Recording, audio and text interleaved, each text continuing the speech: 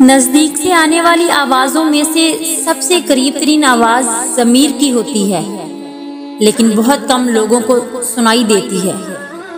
اچھے لوگوں کی صحبت سے ہمیشہ بھلائی ملتی ہے، کیونکہ ہوا پھولوں سے گزرتی ہے تو وہ بھی خوشبودار ہو جاتی ہے۔ غصے کے وقت تھوڑا رک جائیں اور غلطی کے وقت تھوڑا جھک جائیں، زندگی آسان ہو جائے گی۔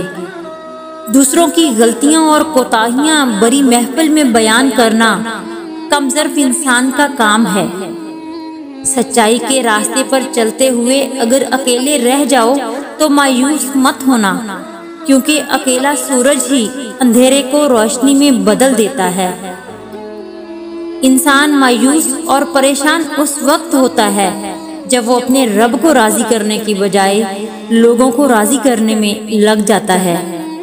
زندگی میں ایک ایسا وقت بھی آتا ہے جب انسان ہر رشتے کی حقیقت سے واقف ہو جاتا ہے۔